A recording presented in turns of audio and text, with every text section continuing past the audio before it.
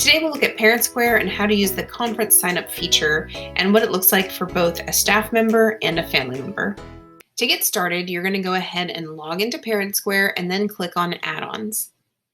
Here you'll see a laundry list of all of the available add-ons organized by communication, resources, and at the very bottom, participation, which is where we're going to focus today. On the far right, you'll see which ones are turned on or off at the district level, so what's available to you. And if you click on them, it does give you a synopsis of how to use them and what they're for. It does not tell you how to get started though, and that's the point of today's video. We're going to start with conference signups. From the home page, go over to New Post, but instead click the down arrow, and here you'll choose Appointment Signups. It's going to guide you through pretty easily, but just go ahead and choose the date, choose your times, and I'm going to skip recess, and I'm going to say appointment duration. So here you might want to do 25 minutes with a 5-minute break in between. And let's go ahead and hide the names from the other users so people don't see who signed up for which times. We'll click Next. And again, it'll lead you through, but what do you want to call it? And depending on your project, you might have multiple people coming at each time. Maybe you're giving small group tours of your classroom. And then down below, you can delete a couple options just to give yourself a little buffer or break in between. And we'll say Next. Now this page probably looks very familiar. Who are you sending it to? Who do you want to have access? And then the body of your message and such. But down below, here's your appointment slots. And again, you can make some final changes. You can delete sometimes. You can have it repeat daily or weekly, add multiple days, lots of options here. But when you're done, you'll go ahead and post now. I'm going to go ahead and say send instantly so we can look at it from a family's perspective. So here's the perspective of a family member using the app.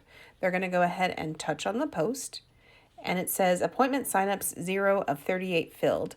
They can go ahead and touch that, and they can scroll up and down, decide which one they want to sign up for. They'll touch the arrow, and how many spots are they going to be taking, and then they can write a short note here if they want to, and go ahead and hit that save in the top right.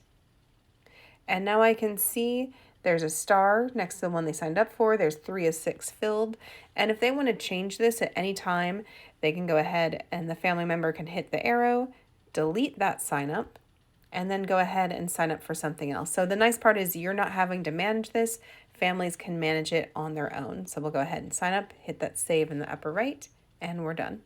When a family's done signing up, and if they forget what they signed up for or when, they can click on the More button in the bottom right corner, and then they have a list of what they've signed up for. It doesn't tell them right here, though. They do need to hit the arrow and find the one with the star next to it to see which one they signed up for.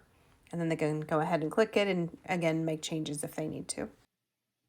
Now our last perspective is again from the teacher. So as a teacher, when you click on your post, you'll see a list of everybody that's signed up as well as how many openings you have. You can still make some changes here as well. So for example, if somebody cancels and they just call you and say, hey, can you help me cancel? You can click on their name and delete it. Yes, you're positive. And you can also sign someone up. So if somebody calls you or you see them out in the parking lot and they say, yeah, sign me up for your 1:30, you can add someone. And here it's a little bit tricky just because it's only going to give you a list of who you sent it to. So you can click their name and click add, and then that's how you can add people.